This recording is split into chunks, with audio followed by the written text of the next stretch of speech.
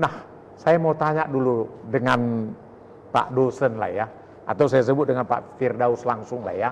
Ya, jadi begini Pak Firdaus, dari sisi akademisi sampai sejauh mana Bapak bisa melihat, apalagi menyangkut tentang ekonomi maritim sebagai provinsi Kepulauan Riau yang disebut sebagai provinsi kepulauan, sampai di mana menghadapinya? Kalau boleh kasih gambaran.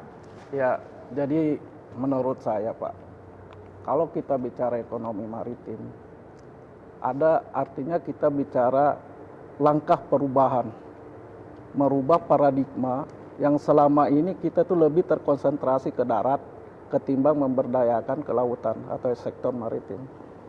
Itu yang pertama. Yang kedua, kalau kita mengacu lagi, ada seorang ahli sejarah itu dari negara asing mengatakan begini, menyongsong suatu perubahan, kita harus melihat dari aspek sejarah. Karena sejarah itu adalah arsitek dalam perubahan. Nah, bicara ekonomi maritim, kita harus melihat secara historisnya dulu, Pak. Iya. Bangsa ini sebenarnya sejauh mana jiwa maritimnya sampai saat ini. Kalau kita lihat dari sejarah, zaman dulu umpamanya, kita punya kerajaan Majapahit, kita punya kerajaan Sriwijaya, kita punya kerajaan Singosari, itu justru menjadi kerajaan yang kuat, bahkan menguasai Asia Tenggara dan Laut Cina Selatan. Artinya apa? Artinya zaman kerajaan dulu itu paradigma maritimnya itu udah tertanam dari dulu. Nah, dalam proses sejarah itu, kemudian runtuhnya Majapahit, kemudian muncul kerajaan kecil seperti Demak dan segala macam di Pulau Jawa, termasuk kerajaan Melayu. Nah, mereka tetap mempertahankan paradigma maritim menjadi sebuah kekuatan ekonomi. Itu. Kemudian di zaman penjajahan Belanda.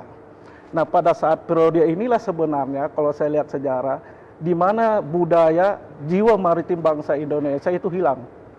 Karena kenapa? Karena pundi-pundi ekonomi maritim, perdagangan dan pelayaran itu dikuasai oleh Belanda.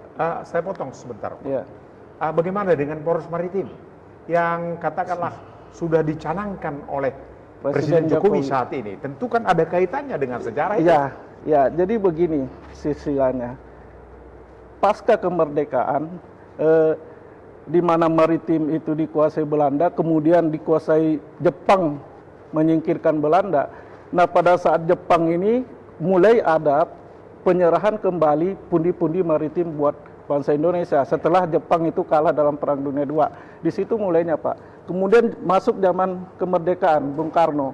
Bung Karno itu dalam segala momentum itu sering mengatakan bahwa bangsa Indonesia ini akan menjadi kuat, jaya, aman, dan sentosa ketika bangsa Indonesia menguasai kelautan.